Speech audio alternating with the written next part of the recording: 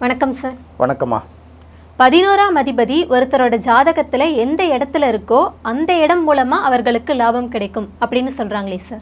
பணபரஸ்தானம் அப்படின்னு சொல்லுவாங்க. பணபரஸ்தானம்ங்கிறது ஒரு மனிதனுக்கு வரக்கூடிய பணம் எந்த வழியில் வருகிறது அப்படிங்கிறத சொல்லக்கூடியது. இதை நம்ம பல இடங்களில் சொல்லியிருந்தா கூட இந்த தடவையும் கொஞ்சம் எக்ஸ்பிளைன் பண்ணி விரிவாக சொல்லிவிடுவோம்.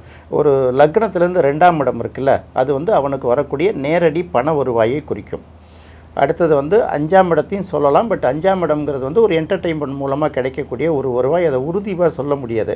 அடுத்தது 8ஆம் இடத்தின் மூலமாக வரக்கூடிய வருவாய், அது ஒரு பணபரஸ்தானம். 8ஆம் இடம்ங்கிறது பார்த்திங்கன்னா எதிர்பாராத தன வருவாய், திடீர் அதிர்ஷ்டங்கள் மூலமாக கிடைக்கக்கூடியது 8ஆம் இடம். 11ஆம் இடம்ங்கிறது லாபஸ்தானம். அப்போ லாபஸ்தானம்ங்கிறது 11ஆம் இடங்கிறதுனால இந்த 11ஆம் அதிபதி எந்த இடத்துல போய் உட்காந்துருக்கோ அது மூலமாக நமக்கு லாபம் கிடைக்கும் அப்படிங்கிற மாதிரி ஒரு விஷயத்த சொல்கிறாங்க. அதுக்கு முன்னாடி 11ஆம் இடத்துல என்ன கிரகம் இருக்குது, 11ஆம் இடத்துக்குரிய கிரகம் பாதகாதிபதியாக, 11ஆம் இடம் பாதகஸ்தானமா அப்படிங்கிறத யோசித்து தான் பலனை சொல்லணும். இப்போ ஜென்ரலாக இப்போ நான் சொன்னோம்ல, விரையாதிபதி எந்த இடத்துல இருக்கோ அந்த இடத்துலேருந்து தான் விரயமாகும். 2ஆம் இடத்துலேருந்து தான் குடும்பத்தால் விரயம், 3ஆம் இடத்துலேருந்து தான் சகோதரனால் விரயங்கிற இந்த மாதிரி பார்த்திங்கன்னா கருப்பாக இருக்குல்ல அது காக்கா தான், வெள்ளையாக இருக்குல்ல அது கொக்கு தான். இவங்க சொல்கிற கணக்கு என்னென்னா இது இப்படின்னா அது அப்படி தான் அப்படிங்கிறனால என்னாச்சுன்னா மக்களுக்கு ஒரு குழப்பம் வரும். ரெண்டாவது இவங்க பேசுகிறவங்க எல்லாமே பார்த்திங்கன்னா பெரிய கோடீஸ்வரன் ஆகிறது, பெரிய லாபத்தை சம்பாதிக்கிறது, குபேரனை வீட்டுக்கு கூட்டு வர்றது, இந்த மாதிரி விஷயங்களாக தான் சொல்லிகிட்டு இருப்பாங்க. ஏன்னா இது எல்லாமே டு அட்ராக்ட் கிளைண்ட்ஸ், அவ்வளோதான், வேறு ஒன்றும் கிடையாது. வாடிக்கையாளர்களை இழுத்து அவங்ககிட்டேருந்து ஏதாவது ஒரு விஷயத்தை கைப்பற்றி எடுக்கணும், அவ்வளோதானே தவிர ஜோதிடம்ங்கிறது கலைங்கிறத மறந்துட்டு போகிறதுனால வரக்கூடிய வினைகள். இப்போது லாப அதிபதி அப்படின்னு சொல்லக்கூடிய 11ஆம் அதிபதி லக்னத்தில் இருந்தால் அப்போ இவங்க கால் வைக்கிற இடம் பூரா லாபம் தான், கை வைக்கிற இடம் பூரா லாபம் தான், எடுக்கிற முடிவுகள்லாம் லாபம் தான் அப்படின்னு சொல்லிடலாம். அதே போல் இந்த 11ஆம் அதிபதி 2ஆம் இடத்துல இருந்தால் அவர்கள் செய்யக்கூடிய எதுவாக இருந்தாலும் அதிலிருந்து அவர்களுக்கு கிடைக்கக்கூடிய வருமானம் நல்ல நிலையில் இருக்கும், இடைவிடாமல் அவர்களுக்கு ஒரு லாபம் கிடைச்சிட்டு இருக்கும், வருவாய் கிடைச்சிட்ருக்குங்களாம். 3ஆம் இடத்துல இந்த 11ஆம் அதிபதி இருந்தால், 3ஆம் இடம்ங்கிறது சகோதரஸ்தானம்னு சொல்லுவோமா, சகோதரர்கள் மூலமாக ஒரு வருவாய் கிடைக்கும், அல்லது எடுக்கிற முயற்சிகள் மூலமாக ஒரு வருவாய் கிடைக்கும். இந்த கமிஷன் ட்ரேடிங் இந்த மாதிரி பண்ணுறாங்கல்ல அது மூலமாக ஒரு வருவாய் கிடைக்கும். அதுக்கு அடுத்தது பார்த்திங்கன்னா இந்த 11ஆம் அதிபதி 4ஆம் இடத்தில் இருந்தால் அப்போ தாயார் மூலமாக நமக்கு சில லாபம் கிடைக்கும், சொத்துக்கள் மூலமாக லாபம் கிடைக்கும், கல்வி நிறுவனங்கள் அல்லது கல்வி மூலமாக நமக்கு ஒரு லாபத்தை கிடைக்கும். இப்படி அப்படியே சொல்லிக்கிட்டே வரலாம். ப்ராப்பர்ட்டிஸ், நிலங்கள்லாம் இருக்குல்ல, வண்டி வாகனம் வீடு மனை, இதன் மூலமாக நமக்கு வருவாய் கிடைக்கும் அப்படின்னு சொல்லுவாங்க. அடுத்தது இந்த 11ஆம் அதிபதி 6ஆம் இடத்துல போயிடுச்சுன்னா அதை என்ன சொல்கிறோம், எதிரி, நோய், இதெல்லாம் சொல்லிட்டு வரோம்ல, வழக்கு அப்படிலாம் சொல்கிறோம்ல. இப்போ எதிரிகள் மூலமாக நமக்கு வருவாய் கிடைக்குமா அப்படின்னு நினச்சா கண்டிப்பாக கிடைக்காது. எதிரிகள் மூலம் இப்படி லாபம் கிடைக்கும், தேவையில்லாமல் நம்ம இதில் மாட்டிக்கிட்டான்னா அவன் எதாவது பெனால்ட்டி கட்டிட்டு போகலாம், அப்படி தான் கிடைக்குமே தவிர. அடுத்தது 6 அப்படின்னா வேலைக்காரர்கள் மூலமாக லாபம் கிடைக்கும் அப்படின்னு சொல்லுவாங்க. இந்த ஒன்று மட்டுமே காரணம் இல்லை, 11ஆம் இடத்துக்கு நிறைய காரகத்துவம் இருக்குது. அடுத்தது 11ஆம் அதிபதி 7ஆம் இடத்தில் இருந்தால் அப்படின்னு பார்க்கும்போது மனைவியின் மூலமாக லாபம். அடுத்தது 11ஆம் அதிபதி 8ஆம் இடத்தில் இருந்தால் அவமானங்கள் மூலமும் ஆபத்துக்கள் மூலமும் லாபம், அவ்வளோதானே. 8ஆம் இடம் ஆயுள் ஸ்தானம் தானே, அதுதானே அவமானத்தை கொடுக்குது. 11ஆம் அதிபதி இருந்ததுன்னா ஆபத்து மூலமாக லாபம். இப்படி தான் அந்த கணக்கு போடணும். அவங்க கணக்கு வேறு எப்படி போடுறது, இப்படி தான் போட்டுக்கிட்டு வராங்க எல்லாம் கணக்கும். அடுத்தது 11ஆம் அதிபதி 9ஆம் இடத்தில் இருந்தால் தந்தை மூலமாக லாபம். 11ஆம் அதிபதி 10ஆம் இடத்தில் இருந்தால் தொழில் மூலமாக லாபம். 11ஆம் அதிபதி 11ஆம் இடத்திலே இருந்தால் மூத்தவர்களால், வயதில் அண்ணன் அக்காவால் லாபம். 11ஆம் அதிபதி 12ல் இருந்தால் வெளிநாட்டு பயணங்களால் லாபம். இது என்னென்னா இப்படி தான் எடுத்து பார்க்கணும். ஆனால் எல்லாத்துக்குமே விதிவிலக்குன்னு ஒன்று இருக்குல்ல. இதே 11ஆம் அதிபதி ஒரு பாவக்கிரகமாக இருந்தாலோ அல்லது பாதகாதிபதியாக இருந்தாலோ ரெண்டத்தையும் சேர்த்து பார்க்கணும். அப்போ பார்த்தீங்கன்னா சரலக்கணங்களுக்கு 11ஆம் அதிபதி பாதகாதிபதியாக போயிடும். அது எந்த இடத்துல உட்காருதோ அந்த இடத்தின் மூலமாக நமக்கு பாதிப்பு உருவாகும். அது 6, 8, 12 மறைஞ்சதுன்னா நல்லது. மற்ற இடங்களில் உட்காந்துன்னு வச்சுக்கோங்களேன், அது பெரிய சிக்கலை உருவாக்கி கொடுத்துரும்.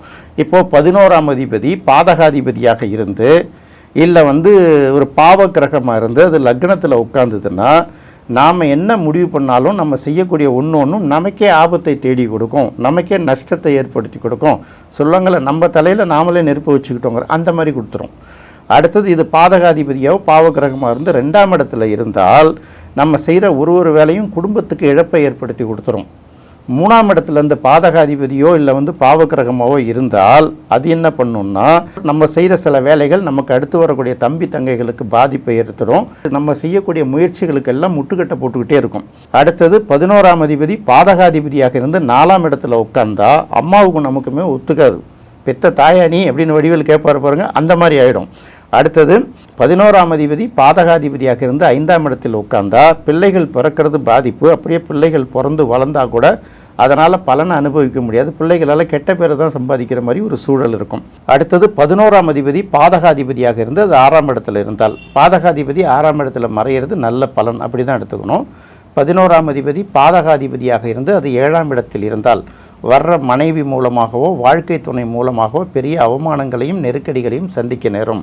அடுத்தது 11ஆம் அதிபதி பாதகாதிபதியாக இருந்து அது 8ஆம் இடத்தில் இருந்தால், நம்ம சொல்லிட்டோம் 6, 8, 12 மறையிறது லாபம் தான், நல்லது தான். இந்த கெட்டவன் கெட்டிடில் கெட்டிடும் ராஜயோகம் சொல்கிறாங்கல்ல, அந்த பலனை கொடுத்துரும். அதே போல் 11ஆம் அதிபதி பாதகாதிபதியாக இருந்து அது 9ஆம் இடத்தில் இருந்தால் அது வந்து தந்தை வழியிலையும் நம்மளுடைய அடிப்படை தேவைகளை நாம் நிறைவேற்றுறதுக்கும் பார்த்திங்கன்னா மனநிறைவை கொடுக்காம இங்கே பிறந்தோம் ஏதோ வளர்ந்தோங்கிற மாதிரி வாழ்க்கையை ஓடுறதுக்கான ஒரு சூழ்நிலையை உருவாக்கி கொடுத்துரும்.